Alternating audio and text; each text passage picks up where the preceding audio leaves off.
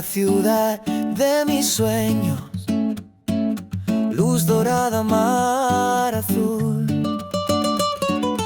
gente con mucho cariño, Málaga mi hogar.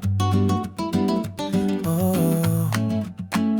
Cuando me levanto y no me siento bien, me levanto y cojo el tren, Málaga.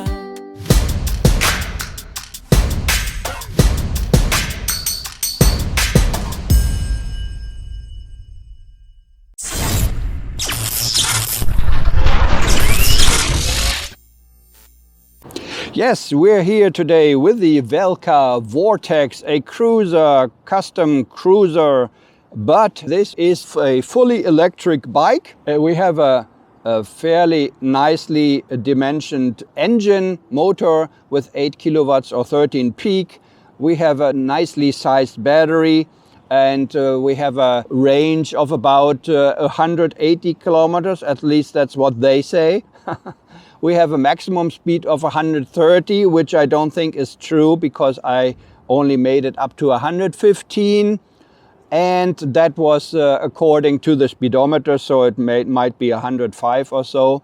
I don't really think that is true. But okay, you know, it's a nice looking, definitely nice looking cruiser. And it's okay, it's not perfect. I mean, but what is perfect? Anyways, let's get to the controls and the display. So on the left-hand side of the handlebar, we have the brake lever for the rear disc brake, which is adjustable in 4 positions. The lever is and not the brake. We have a light switch here for low beam, high beam. We push it to the front and we pull it towards us for the passing light. We have a button set here, which is mainly probably for the app, for the navigation in the app, which I have not connected, unfortunately. You can also navigate on this display, but you know, we didn't connect it, and that's why I cannot show you this. We have an ABS button. You can disconnect ABS.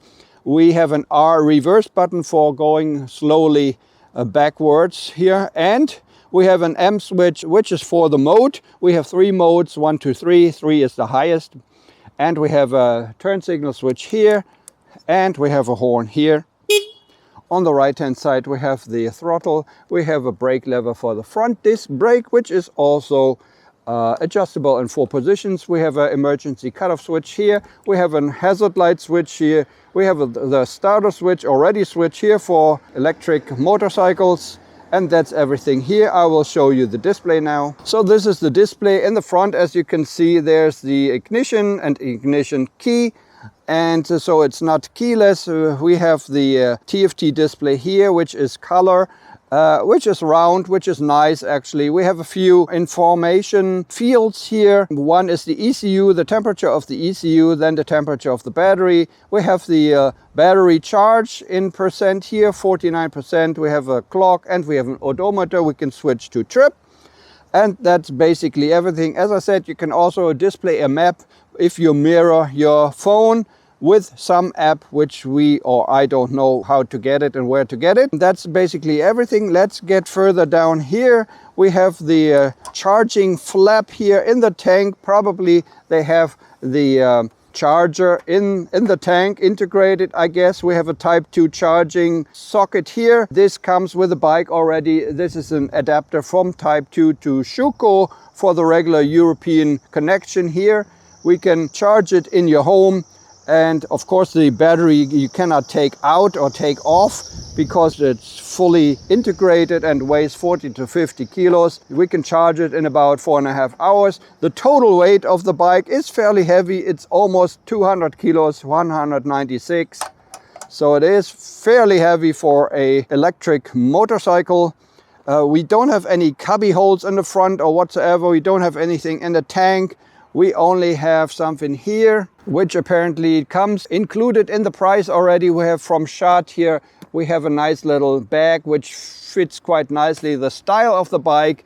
At the moment, I think they have the charger cable put in there. So, you know, if you're in need and desperate need and need to charge, you can take out the charger or the adapter for the Type 2 and charge your bike. So that comes included, and we're not sure yet about the pillion seat, if that will be included in the price. I think it might be 50 euro extra, but you can get a pillion seat there as well, so you can ride around with 2 people. Yes, so we're on the bike here.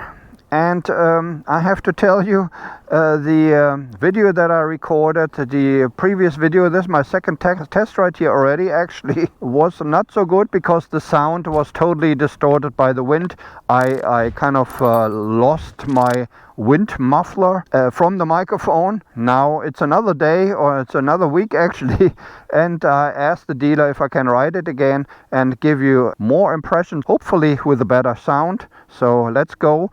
What I noticed so far already by coming here, that the seat should actually be quite comfy because it's like a custom cruiser here, but it is fairly hard, I think, you know.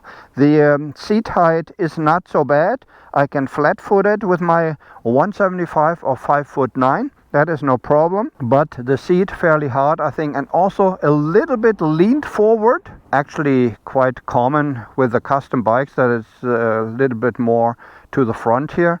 But yeah, from the seating position and yeah, everything, it is not so ideal, I think. Also, you can put your feet here like this, but I wish that the foot pegs actually were more to the front, so you feel like almost like on a Kawasaki Vulcan or so. I think they should have put them more to the front to make it more custom like, but that is just my impression, of course. We have 3 riding modes here. We are in second one. When I go to onto the highway, I will put it to number 3, which can go to the max, which is about 115 according to the speedometer. They say Velca actually says it's 130, but that is not true, at least not with this bike here, which I have here. In the second mode, I don't know, maybe it can go up to 80, 90 or something like that, maybe even a little bit higher.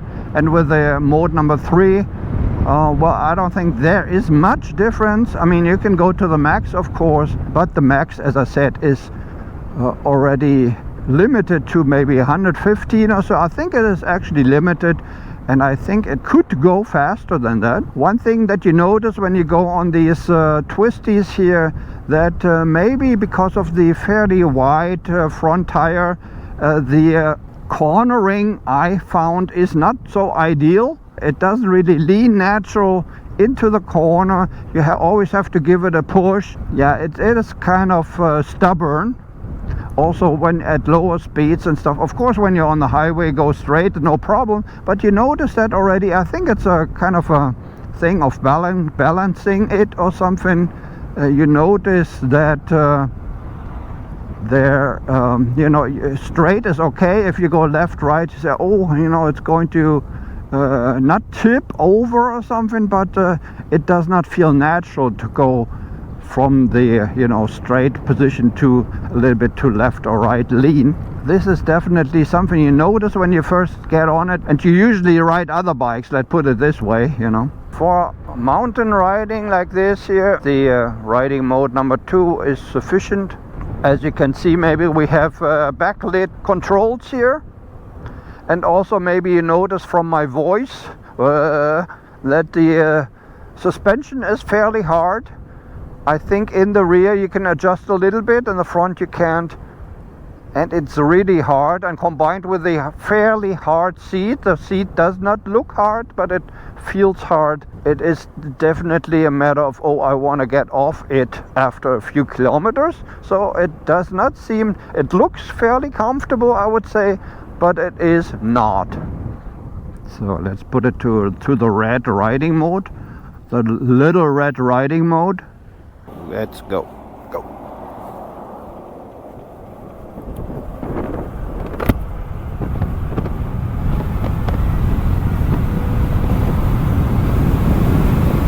Stop.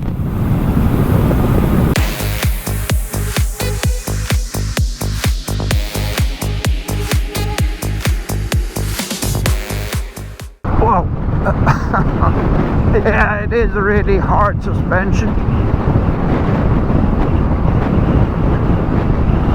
So yeah, at higher speeds You definitely notice the hard suspension. I just want to mention it again. Of course, you don't have any wind protection here in the front. Yeah, I notice it again. You know, you go straight, it's okay, but you want to have a slight corner here, then, you know, you lean a little bit to the left or whatever, and you notice, oh, no, maybe you cannot hold this position. So I don't think it is really nicely balanced, let's put it this way. So to sum it all up, basically that means that it looks quite nice for an electric motorcycle, and they say it's one of the first custom electric motorcycles on the market. It does not look bad, but yeah, if you ride it, riding comfort, for me it is not very comfortable, and also the handling is not ideal. I mean, if you know me, if you know my channel, usually all of these points we can tick and say everything is fine, it's a nice bike, let's go and buy it. That's what I usually say for scooters and bikes, usually. But for this one, I cannot really say that, you know. I can only say that it looks quite nice for an electric motorcycle, and that's about it. All the other stuff I mentioned already. And now at this speed here, as you can see, maybe at 70, 75, we also have like a bunny hopping of the front wheel. So I assume that maybe the balancing is not right from the front tire, or I don't know what it is, but I just feel it. So yeah, it is not ideal, I would say. Let's put it this way. Yeah, I think that should conclude our test ride here of the Velca Vortex. I think Velca, or whoever, I think there's a label on the side, says Golden Lion. They should really rework this thing. Personally, it's not for me. I mean, there's always someone who's going to buy it, but compared to all the other 600 bikes I have tested so far, I would not necessarily recommend it. That's my verdict here of the well, actually pretty nice and beautiful Velca Vortex. 8 kilowatts of power, 13 peak power. That's about it. Thanks very much for watching. This is Ben Ride out. Take care. Bye bye.